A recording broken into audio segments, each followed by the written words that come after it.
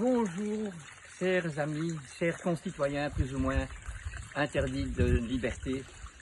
Eh bien, je suis très heureux de tous les réconforts que vous m'avez donnés par des bonnes critiques à mes trois précédentes visions par cette méthode. Alors, pour reprendre un peu ce que j'ai dit hier, eh bien c'était ce matin, je vais vous faire une petite répétition parce que l'idée de la cohérence, de l'évidence qui existe dans notre monde dans lequel nous vivons doit être bien compris. On doit sentir et savoir que à chaque endroit, à chaque moment, dans chaque corps, il y a une interpénétration de tous les règnes. On ne sait pas être hors d'un règne. Le règne est en nous, il est partout. Alors je reprends l'idée ici de la vie de la nature où nous voyons que nous sommes les vivants qui sont ici, avec l'homme jusque-là, dans un triangle jaune.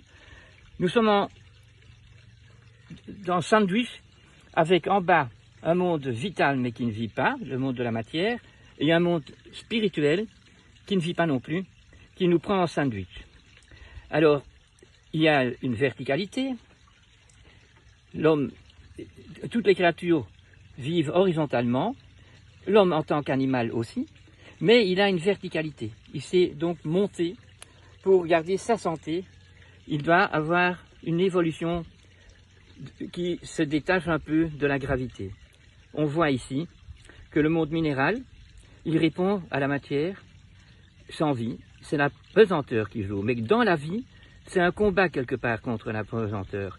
Quand on tombe vers le bas de cette verticalité, on va tomber malade. Parce qu'on fait des aberrations. On refuse cette évidence, les évidences qui sont dans le monde. Vous avez bien compris que le minéral devient vivant grâce au végétal et aux champignons.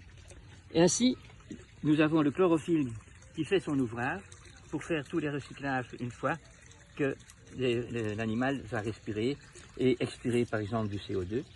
Eh bien, le rapport se remet avec les végétaux.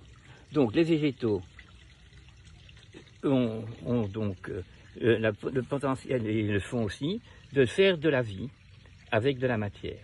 Et après, quand ça existe, alors l'animal peut venir sur Terre parce qu'il peut manger le règne végétal. Et alors, c'est ces deux règnes qui, ensemble, vont permettre une évolution à tel point qu'à un moment donné, l'humanité peut arriver. Et nous avons le troisième niveau de vie, où nous avons une interpénétration du système spirituel avec le système naturel de la vie sur Terre. Je répète donc que la matière, c'est la pesanteur et c'est pas vivant. Mais une fois que la vie est là et que nous sommes sur le règne végétal, nous avons un acte automatique, métabolique, physiologique qui est obligé. Quand on est animal, on est obligé tout à fait à l'instinct. Alors l'acte est donc bien spontané, il reste utile, il est guidé pour être juste, réglé, mais il y a déjà de l'affection, il y a déjà l'affectif qui existe chez l'animal.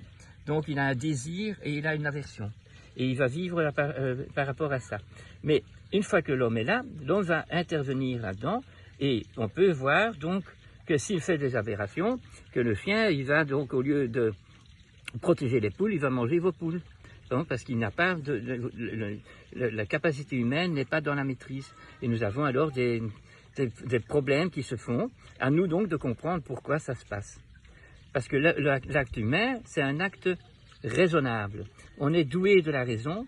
Et donc, pour trouver la raison de pourquoi tout se trouve dans ce monde, pour trouver à quoi sert le calendula, à quoi sert le loup, qui nous donne comme exemple, et comment on doit le domestiquer.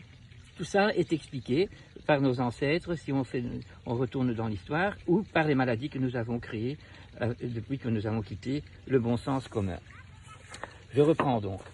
Le monde minéral, c'est l'air, l'eau, la terre, qui se propose dans trois dimensions possibles, en cristal, en liquide ou en gaz. Je vous l'avais expliqué avec l'eau qui est liquide à la température ambiante, qui, quand il gèle, devient de la glace.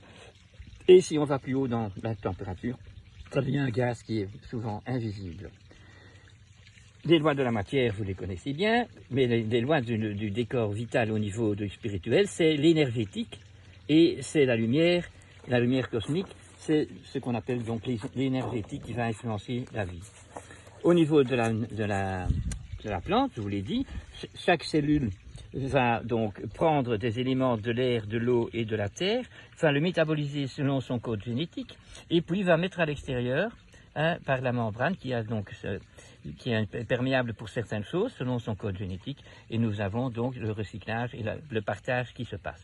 Le niveau végétal va rentrer dans l'animal et va donc jouer dans le corps de l'animal, et de l'homme bien sûr aussi, le rôle végétatif. Donc on appelle végétatif tous les tissus et tous les organes que nous ne pouvons pas dominer par notre volonté et par notre intellect.